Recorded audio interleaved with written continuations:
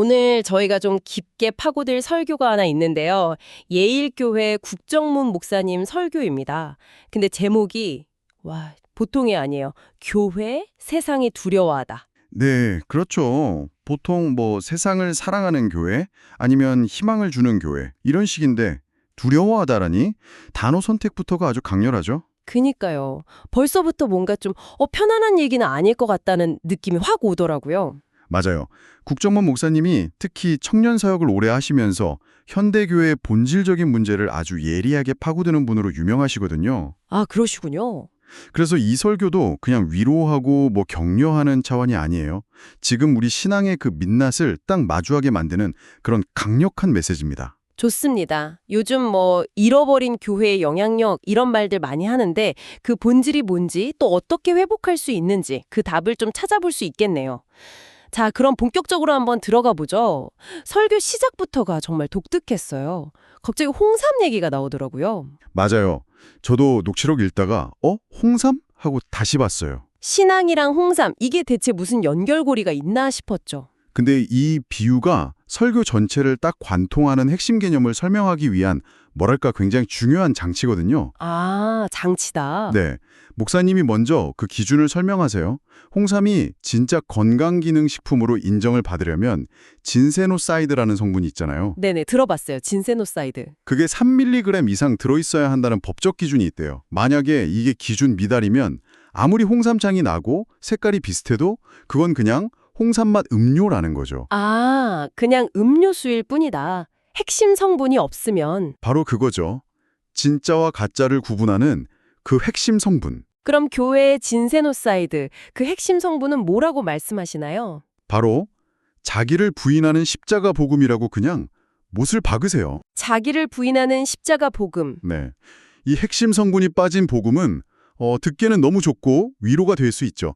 하지만 사람을 근본적으로 바꾸는 능력은 없는 불량식품이다. 이렇게까지 말씀하세요. 와, 불량식품. 표현이 정말 강하네요. 듣는 사람 귀를 즐겁게 해주고 기분을 좋게 만들어주는 메시지만으로는 진짜 교회가 될 수 없다는 아주 날카로운 지적인 거죠. 그 지적이 특히 대형교회 청년들의 신앙생활을 향할 때 정말 아프게 들리더라고요. 그걸 연기에 액팅이라는 단어까지 써가면서 비판하셨어요. 네, 그 부분이 정말 현실적이었어요. 많은 청년들이 교회에 와서 열심히 활동하고 봉사하는데 그 동기를 파고 들어가 보면 신앙훈련이나 영적 성장 이런 것보다는 다른 데 있다. 네, 좋은 사람들이랑 교제하고 또 연애 상대를 찾거나 괜찮은 결혼 상대를 만나기 위한 것 여기에 머무는 경우가 많다는 거죠. 아, 마치 그 홍삼 광고 모델이 자기는 그 제품 안 먹으면서 돈 받고 효과 좋다고 연기하는 것처럼 삶의 근본적인 변화는 없는데 경건한 척 연기만 하고 있다는 거예요. 결국 간증이 없는 신앙이라는 말씀이시네요. 내 삶이 복음 때문에 이렇게 바뀌었다. 이 실제적인 증거는 없고 그냥 종교적인 행위만 반복하는 모습. 그렇다면 그 사람을 진짜로 단화시키는 그 진세노사이드가 꽉 찬 진짜 복음은 어떻게 경험할 수 있는 걸까요? 맞아요. 그게 이 설교의 진짜 중요한 부분 중 하나인데 복음과의 만남은 지적인 동의, 그러니까 머리로 이해하거나 감정적인 공감, 가슴으로 느끼는 걸 넘어서는 영과 영의 만남이라고 설명해요. 영과 영의 만남. 네, 히브리서 4장 12절 말씀을 인용하시는데 하나님의 말씀은 살아있고 활력이 있어 좌우의 날선 어떤 검보다도 예리하여 혼과 영과 및 관절과 골수를 찔러 쪼개기까지 한다. 찔러 쪼갠다. 단어 자체가 무섭네요. 바로 그 찔림의 경험을 이야기하려고 아주 중요한 헬라어 단어를 하나 소개합니다. 아, 그 단어 저도 되게 인상 깊었는데. 카타. 카타니소마. 네, 카타니소마. 이게 그냥 죄를 깨닫고 미안해하는 그런 감정이랑은 완전 다른 건가요? 그럼요. 차원이 다르죠. 이 카타니소마라는 단어가 정말 중요해요. 그냥 마음이 좀 아팠다 이 정도가 아니에요. 그런 게 아니다. 네, 헬라어에 슬픔을 나타내는 다른 단어들도 많은데 굳이 이 단어를 썼다는 건 마치 갑옷을 뚫고 창이 심장을 꿰뚫는 것 같은 그런 피할 수 없는 영적인 충격과 고통을 의미해요. 와, 창이 심장을 꿰뚫는 고통? 이건 감상적인 눈물이 아니고요. 내 존재의 기반이 그냥 완전히 흔들리는 경험인 거죠. 그 베드로의 설교를 들었던 사람들이 가슴을 치면서 형제들아 우리가 어찌할꼬 하고 외쳤잖아요. 네네. 그때 그들의 심정이 바로 이 카타니소마 상태였다는 거예요. 아, 영적인 급소를 찔린 듯한 고통이군요. 피하고 싶어도 피할 수 없는, 그리고 그 고통스러운 찔림이 있어야만 진짜 회개가 시작된다. 그렇죠. 그리고 여기서 말하는 회개는 단순히 잘못했어요 라고 말하는 걸 넘어서요. 설교의 표현을 빌리자면 주권의 이양이 일어나는 사건이에요. 주권의 이양. 내 인생이라는 왕국의 왕자에 내가 앉아 있었는데 그 나라는 왕이 스스로 내려오는 거죠. 그리고 그 자리에 예수 그리스도를 새로운 왕으로 모시는 거의 혁명적인 사건이라는 거예요. 와, 이 표현이 정말 와닿네요. 내가 쥐고 있던 내 인생의 통제권, 그 망치를 그냥 내려놓는 항복선언? 맞아요. 설교에서는 이걸 내 방식과 계산, 내 통제에 대한 장례식을 치르는 것이라고까지 표현했어요. 장례식이라. 네. 죄로부터 돌아서는 것, turn from과 동시에 예수께로 돌아가는 것, turn to, 이 두 가지가 함께 일어나야 진짜 회개라는 겁니다. 한 손에는 여전히 세상을 꽉 쥐고 있으면서 다른 한 손만 하나님께 내미는 건 회개가 아니라는 거죠. 알겠습니다. 이 주권의 이양이라는 사건이 일어날 때 비로소 성령을 선물로 받고 진짜 새로운 삶이 시작된다고 이야기하고 있습니다. 네. 자, 물탄 복음이 문제다. 여기까지는 사실 많이 들어본 비판일 수 있어요. 그런데 이 설교가 정말 날카로워지는 지점은 바로 그 다음이었습니다. 한국 교회를 향한 진단.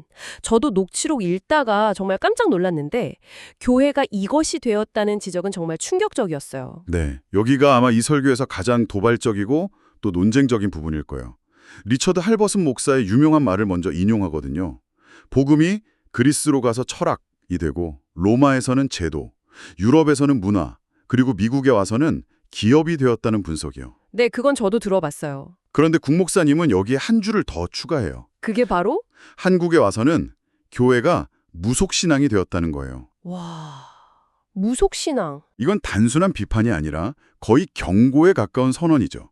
그러면서 목사들이 마치 넥타이맨 무당처럼 성도들의 개인적인 소원을 들어주고 복을 빌어주는 역할에 머물고 있다는 아주 강력한 진단입니다.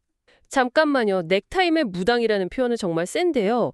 듣는 사람에 따라서는 굉장히 모욕적이라고 느낄 수도 있을 것 같아요. 그렇죠. 그래서 설교에서도 아주 구체적이고 좀 불편한 사례들을 드세요. 어떤 사례들이죠? 예를 들어서 소원을 이루기 위해서 사도신경을 12번 외워라. 아니면 종이에 써져 베개 밑에 넣고 자라. 이런 식으로 가르치는 행태들이요. 아, 이런 모습들이 결국 복음을 나의 소원 성취를 위한 도구로 전락시키는 그 기복신앙의 민낯이라고 꼬집는 거예요. 예수를 위대한 주님이나 구원자로 섬기는 게 아니라 내 소원을 들어주는 알라딘의 램프 속 지니처럼 취급하고 있다는 거죠. 듣고 보니 이게 바로 앞에서 말한 주권 이양이 없는 신앙의 전형적인 모습이네요. 정확합니다. 여전히 내 인생의 주인은 나고 예수는 그냥 내 성공과 행복을 도와주는 조력자 혹은 수단에 머무르는 상태. 그렇죠. 그게 바로 핵심이에요.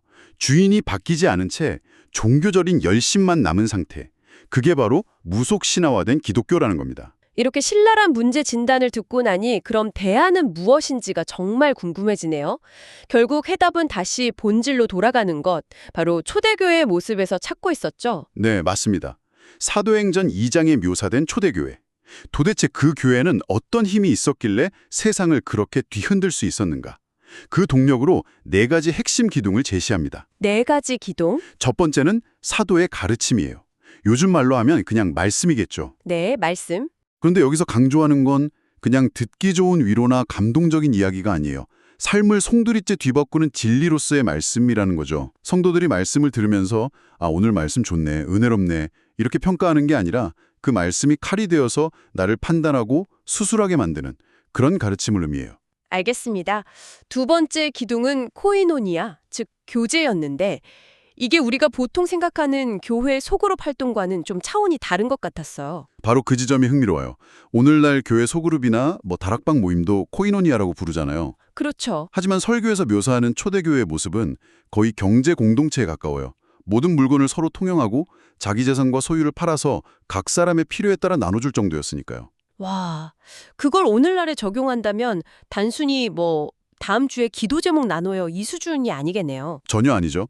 지금 우리 그룹 멤버 중에 실직한 분이 있는데 우리가 몇 달간 월세를 지원하자. 같은 구체적인 결단까지 가는 거예요.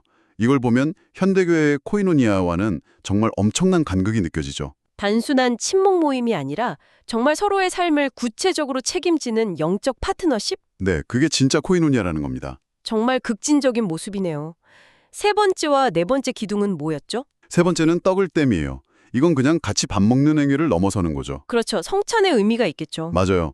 예수님의 죽음과 부활을 기념하는 성찬의 의미. 우리가 왜 한 공동체로 모여서 밥을 먹을 수 있는가? 그 이유가 바로 예수님의 십자가 덕분이라는 정체성을 매일 확인하는 행위인 거죠. 그리고 마지막 네 번째 기둥은 기도입니다. 기도. 이전까지는 자기 힘과 괴맥으로 살았다면 이제는 전적으로 하나님의 능력을 의지하는 삶의 방식으로 전환하는 거예요. 주권 이양을 통해 자기 자신에 대한 장례식을 치른 사람들이니까 이제는 하나님의 힘으로 살아간다는 것을 기도로 고백하는 공동체라는 뜻입니다. 사도의 가르침, 코이노니아, 떡을 땜, 기도. 이 네 기둥이 견고하게 세워질 때 교회가 세상과는 완전히 다른 삶의 방식을 보여주는 대안 공동체가 되고 바로 그 모습이 세상을 두렵게 만들었다는 결론이군요. 맞습니다. 자신들의 것을 기꺼이 나누고 서로 섬기고 세상의 가치관과는 정반대로 살아가는 그 모습. 세상 사람들 입장에서는 도무지 이해할 수가 없잖아요. 이해할 수 없죠. 이해할 수 없지만 동시에 무시할 수도 없는 강력한 영향력. 그것이 바로 세상의 교회를 두려워하며 칭송했던 이유라고 설교는 말하고 있습니다. 자, 이 설교 전체를 꿰뚫는 핵심 메시지를 한 문장으로 정리해 본다면 저는 이거 같아요. 죄를 그냥 덮어주는 달콤한 위로가 진짜 은혜가 아니라는 거. 오히려 내 죄 때문에 마음이 불편하고 카타니소마, 그 창에 찔리는 듯한 고통을 느끼는 거. 그게 바로 내 영혼이 살아나고 있다는 신호라는 강력한 선언입니다. 그렇다면 이 강력한 메시지가 오늘을 살아가는 우리에게 또 이걸 듣고 계신 당신에게 구체적으로 무엇을 요구하는 걸까요? 한 세 가지 정도로 정리해 볼 수 있을 것 같아요. 네, 첫 번째는 찔림을 은혜의 신호로 받아들이라는 거예요. 찔림을 피하지 말라. 네, 혹시 말씀을 듣거나 성경을 읽을 때 마음이 불편하고 마치 내 죄를 정면으로 지적당하는 것 같아서 고통스럽다면 그걸 피하거나 거부하지 말라는 거죠. 설교는 바로 그 순간이 하나님께서 당신의 영혼을 살리기 위해 수술을 시작하셨다는 신호라고 말해요. 아, 어찌할꼬라는 탄식이 터져나올 때가 바로 부흥의 시작이다. 바로 그겁니다. 그럼 두 번째는요? 두 번째는 삶의 현장에서 기꺼이 불편한 존재가 될 용기를 가지라는 거네요. 설교 중에 나왔던 목사님이 개인적인 경험담이 아주 인상 깊었어요. 아, 그 시골길 이야기. 네.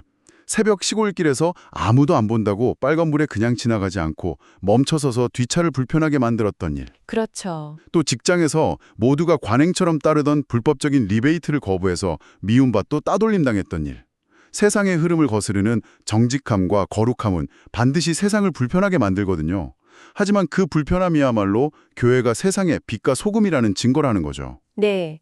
그리고 마지막 세 번째는 종교인이 아닌 그리스도인이 되라는 가장 근본적인 촉구인 것 같아요. 맞습니다.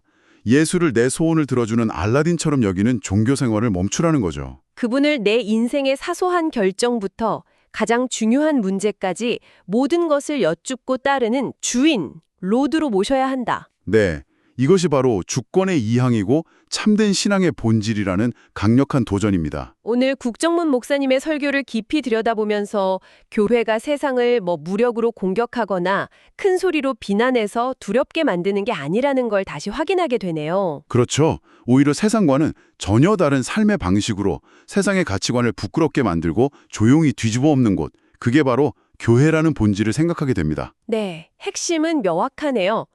회개는 주인을 바꾸는 인생의 혁명적인 사건이고 성령의 임재는 신비한 개인적 체험에 머무는 게 아니라는 것. 네. 공동체 안에서 서로의 필요를 채우고 사랑을 나누는 구체적인 삶의 변화로 증명된다는 거죠.